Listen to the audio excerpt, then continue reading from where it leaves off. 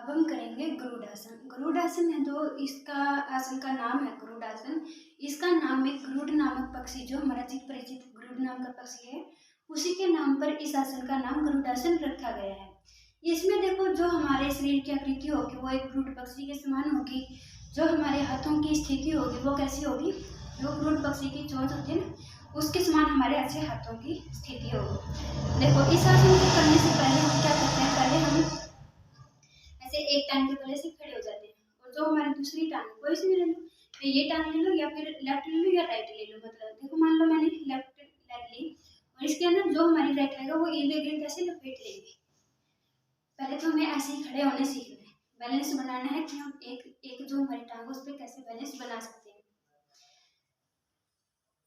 ठीक है, जब हमारा एक टांग पे ऐसे बैलेंस बन जाएगा तो हमें क्या करना है, ऐसे ही दूसरा हाथ कैसे लपेटना है और ऐसे हाथों को करना।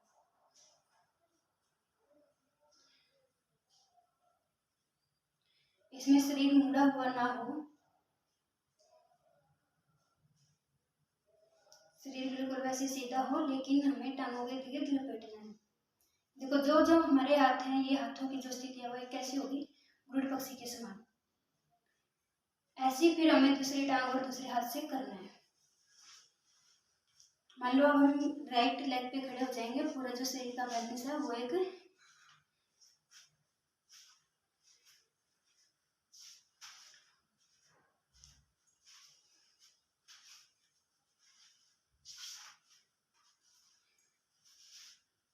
ऐसे खड़ी हो गई मैं।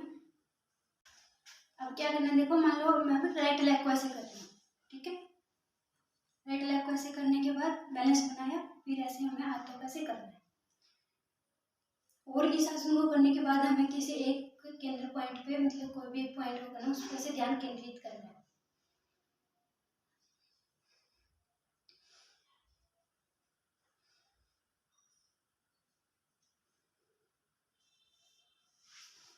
इस आसन को करने से जो हमारे मतलब कि टांगों की मांसपेशियों में खिंचाव होता है, लेकिन जिस व्यक्ति को ऐसे चक्कर आ रहे हो या किसी को पहले झटका वगैरह लगा हो कमर में या पैर हाथों में ज्यादा पेन हो, उस व्यक्ति को यह आसन नहीं करना चाहिए।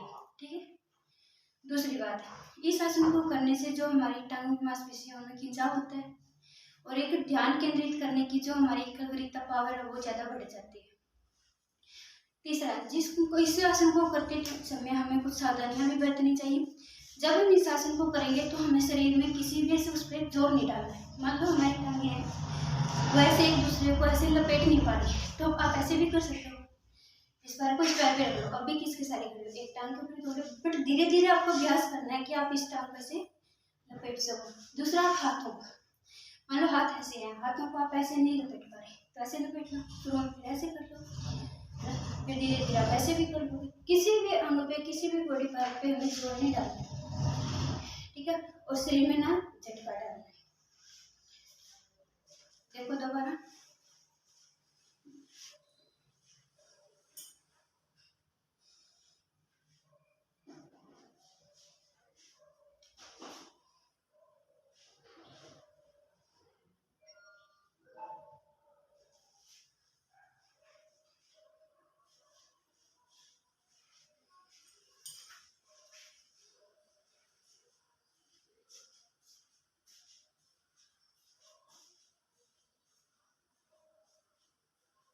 हमें कोशिश करनी है कि ना तो हमारी ऐसे, मान लो मेरी ये टांग ऐसे मुड़ी हुई हो, ना ऐसे मेरी कमर में से बैंड होना चाहिए, बिल्कुल ऐसे सीधी होनी चाहिए।